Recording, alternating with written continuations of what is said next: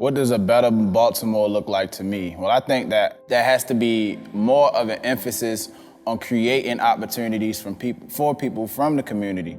Even though we're surrounded by so much opportunity, when you're from some of these communities in Baltimore City, you live in this bubble and you can't get out of the bubble. And it's the same thing happening over and over again. Everybody dresses the same, everybody talks the same, everybody does the same thing. Everybody has the same type of ambitions to get out of their situation, and everybody gets into the same kind of trouble.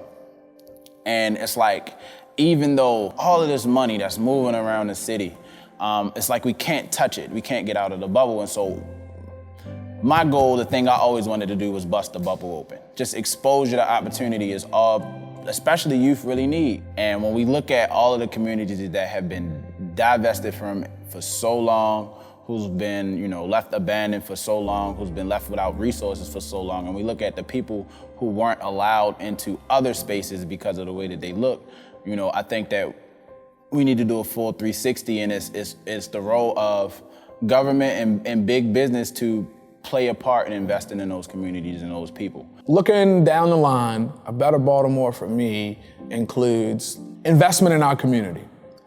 Under that umbrella comes a few different things: managing, relationships, access to services, equity, making sure that the relationship with the city officials and the residents are, intact. Because at the end of the day, a lot of residents don't really trust our officials based off of, history. And honestly, I feel like a lot of people would benefit from a history lesson on Baltimore City. Being able to take a look, again, just across our city and looking at equity.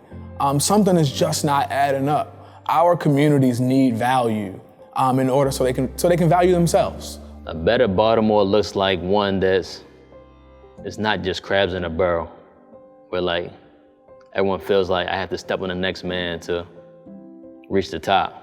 It's enough room for everybody to eat. It's enough room for everybody to be successful.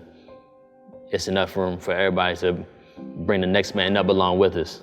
You feel what I'm saying? When we're giving back, we're showing the right way, we're building within our communities, and then branching out and spreading out and just having to grow. In my eyes, to make Baltimore better, I think it's just unity.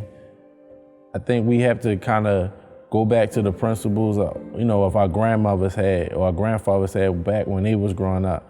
The simple fact that they have that heart of compassion, not to leave no one behind, to make sure that everyone has a chance to be successful. I think that's the staple that Baltimore once had years ago, but we need to get back to it. We typically pass down from generation to generation our negative energy or our negative thoughts. But somebody has to break the mold of, let's not talk about what happened in the past, but let's kind of see what happened in the past and how we can build to be something successful. I think that's going to be the change. Just the unity is someone just having a mindset of, I'm going to be the one to make the stuff different in here in this city.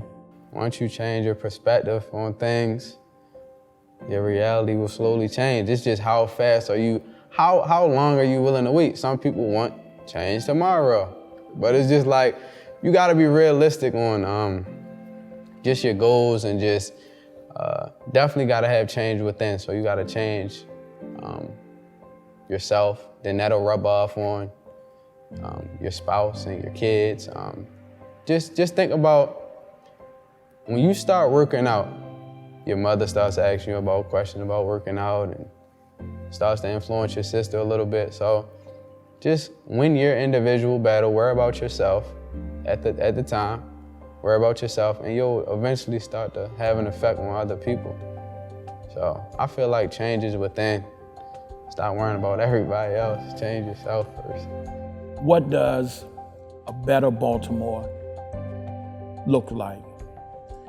It starts one house at a time, one program at a time, one father at a time.